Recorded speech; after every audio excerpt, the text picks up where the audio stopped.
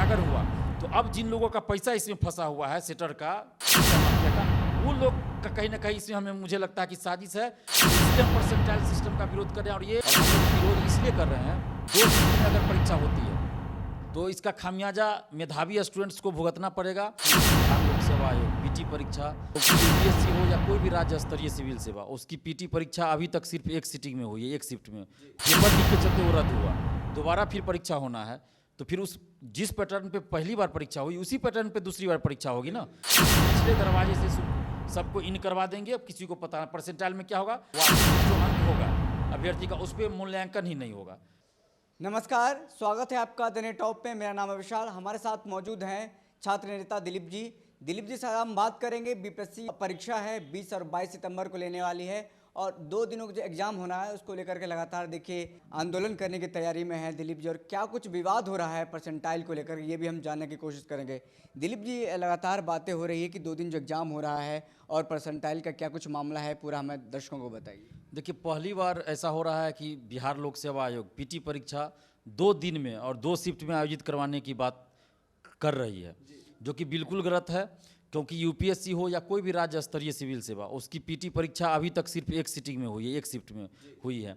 और अगर कोई भी नियम चेंज करते हैं तो सबसे पहले कैबिनेट से पारित कराना पड़ता है और ये खेल के बीच में कोई नियम चेंज नहीं होता है और ये बीच में चेंज कर रहे हैं। 8 मई को पीटी परीक्षा हो चुकी है, पेपर लीक के चलते वो रद्द हुआ, दोबारा फिर परीक्षा होना है तो फिर उस जिस पैटर्न पे पहली बार परीक्षा हुई उसी पैटर्न पे दूसरी बार परीक्षा होगी ना।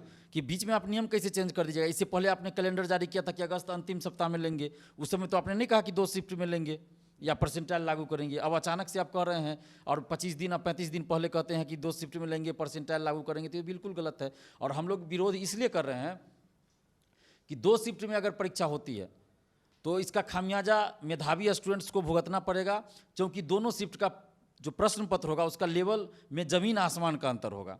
किसी शिफ्ट का क्वेश्चन पता चलेगा एकदम इजी है और किसी दूसरे शिफ्ट का पता चलेगा एकदम हार्ड कर दिया गया। तो जिस शिफ्ट का क्वेश्चन का लेवल इजी होगा उन लोगों का में से सिलेक्शन अधिकतर का होगा, ज़्यादा होगा, आसानी से होगा। और दूसरी बात कि इसमें जो अध्यक्ष महोदय के द्वारा कही जा रही है बात, अतुल प्रसाद जी के द्वारा, कि 5-5 हज़ार दोनों सीटिंग से 3-3 लाख में बांट देंगे, 6 लाख संख्या है तो फिर ये कैसे पता चलेगा 3 लाख अगर संख्या है, मान लीजिए उसमें से 2 लाख ही अपियर हुआ पहला दिन, दूसरा दिन हो सकता है कि 3 लाख में से 2,75,000 अपियर हो गया, तो फिर कैसे आप दोनों में 5-5 हज़ार रिजल्ट दीजिएगा। जिसमें कम संख्या में स्टूडेंट अपियर होंगे तो उसमें आप 5 हज़ार दे रहे हैं, जिसमें 1.5 लाख का स्टूडेंट अपियर हो उसमें भी 5 हज़ार दीजिएगा, और जिसमें 2.25 लाख अपियर हो, 3.5 लाख हुआ उसमें भी आप 5 हज़ार दीजिएगा। तो फिर तो ये न्याय संगत नहीं हुआ ना। तो ये चीज़ गलत है। प्लस इसके अलावा महिला आरक्षण है 35%, हर कैटेगरी में उसको चाहिए। फिर EWS आरक्षण है, इसके बाद BC आरक्षण है, EBC है, SC ST है। तो फिर कैसे आप ये कीजिएगा कि आधा EBC इसमें आधा EBC उसमें, कैसे बांटिएगा। और बांट भी दीजिएगा तो फिर इसकी गारंटी कौन लेगा कि दोनों शिफ्ट में EBC की संख्या बराबर में अपियर होंगे स्टूडेंट। ये कैसे कीजिएगा, ये संभव ही नहीं है करना। ये संभव नहीं। मान लीजिए कि 50 हज़ार BC2 का स्टूडेंट फर्स्ट शिफ्ट में शामिल हुआ और 50 हज़ार को आपने सेकंड शिफ्ट के लिए दे दिया।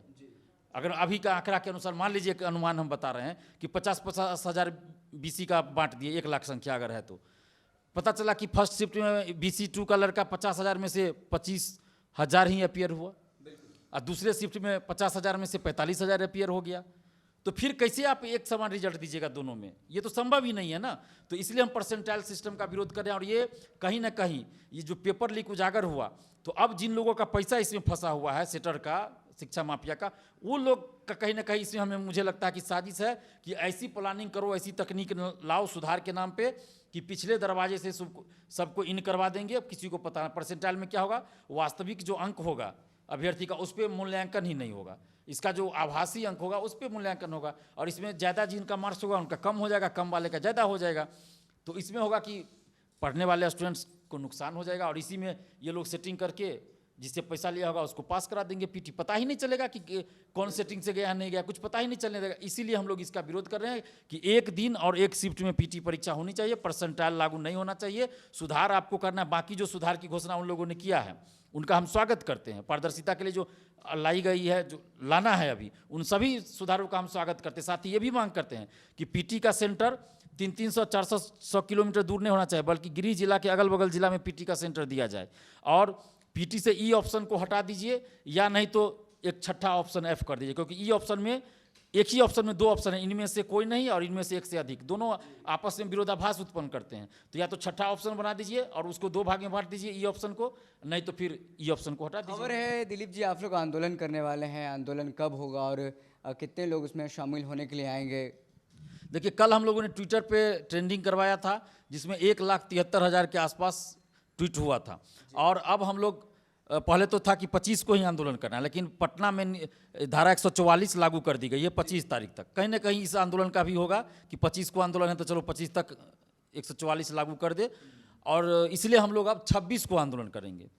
26 अगस्त को हम लोग बीपीएससी ऑफिस में जा रहे हैं और वहाँ हम लोग की मांग जो है उन मांगों को बीपीएससी के चेयरमैन साहब के आगे में समक्ष में रखना है और देखना है कि उसके बाद वो क्या उस पर रिप्लाई करते हैं, उनका क्या जवाब आता है। उसके बाद फिर आगे की रणनीति भी हम लोग तय करेंगे। लेकिन अभी फिलहाल 26 अगस्त को सुबह 11 बजे हम लोग बीपीएससी ऑफिस पहुंचेंगे और जितने भी अभ्यर्थी बीपीएससी के अभ्यर्थी आपके चैनल के माध्यम से सुन रहे हैं, देख रहे हैं, उन सबसे हाथ जोड़कर विनती करते हैं कि इस अन्याय के खिलाफ आप आवाज़ उठाइए और इसमें हमारा साथ दीजिए। और 26 अगस्त को 11 बजे आप बीपीएससी ऑफिस पहुंचे। नहीं तो एक बार अगर ये व्यवस्था लागू हो गई तो फिर आगे हर एग्जाम में लागू रहेगी और उसका खामियाजा आप मेधावी स्टूडेंट्स को भुगतना पड़ेगा। जैसे पीटी में पहले क्या था कि अपीयरेंस का 10% रिजल्ट दिया जाता था, उसमें क्या था 20,000, 25,000, कभी 30,000 पीटी का रिजल्ट होता था। जितना अपीयर हुआ उसका 10%।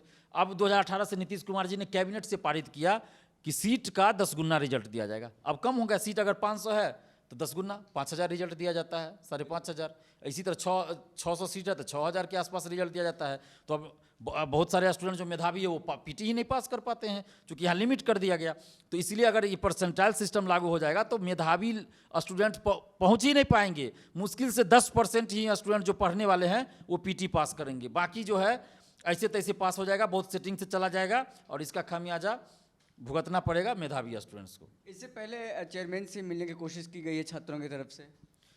कुछ स्टूडेंट कल गए थे, लेकिन कोई जवाब उनके तरफ से नहीं दिया गया। ये लोग गए थे तो जो मांग था वो उसको रखा गया है, लेकिन कोई जवाब बीपीएससी के चेयरमैन के द्वारा नहीं दिया गया। उल्टे ये कहा गया, अखबारों में हमने पढ़ा कि हम चेंजिंग नहीं करेंगे, कोई चेंजिंग नहीं करने जा रहे हैं, मतलब जो उन्होंने घोषणा कर दिया उसको लागू करेंगे। लेकिन अभी तक आंदोलन नहीं हुआ है।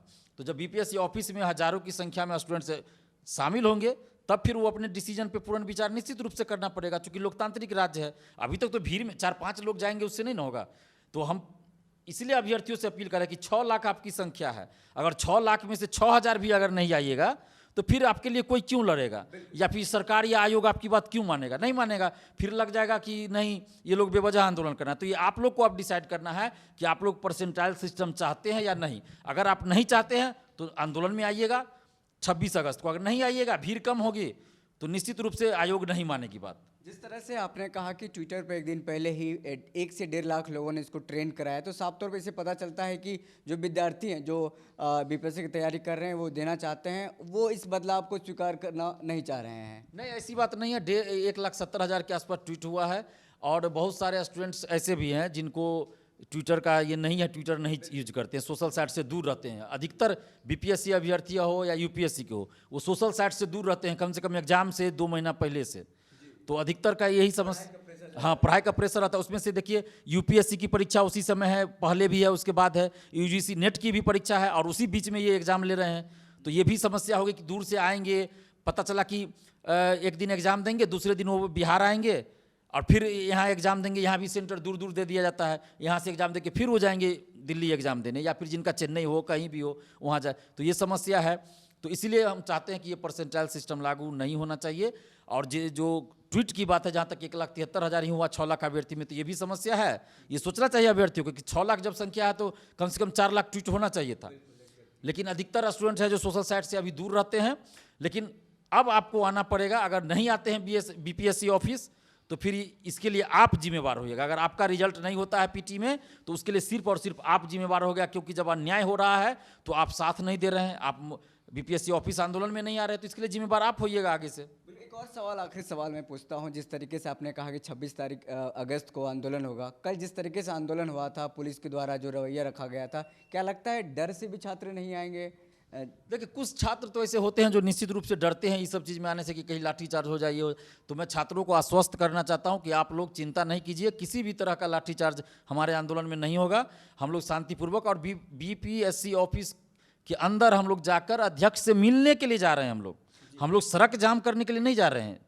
तो हम लोग बीपीएससी ऑफिस जाएंगे क्योंकि वही भर्ती आयोग है।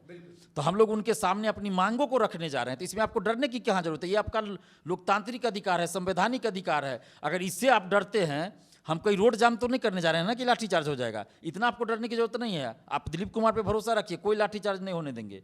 हम बीपीएससी ऑफिस के अंदर अध्यक्ष से मिलकर, अध्यक्ष महोदय से मिलकर अपनी मांगों को रखने जा रहे हैं, जिसमें हमारे साथ कुछ छात्र रहेंगे।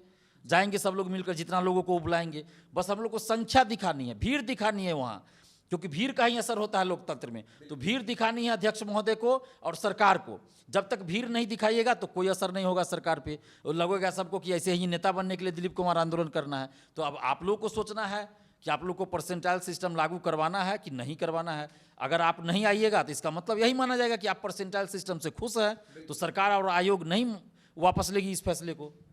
दिलीप जी, आपका बहुत बहुत धन्यवाद। दिलीप जी ने पूरा जो मामला था वो समझा दिया है। जो 67वीं बीपीएससी पेपर लीक मामले में जो फिर रद्द हुआ था, फिर से अब देखिए लिया जाएगा। इस सितंबर को एग्ज़ाम होना है, 20 और 22 तारीख को। और क्या कुछ पूरा मामला था परसेंटाइल को लेकर के, दो दिन एग्ज़ाम होना है। पूरा मामला इन्होंने समझा दिया है। फिर मिलते किसी बड़ी खबर में, तब तक के लिए बहुत बहुत धन्यवाद।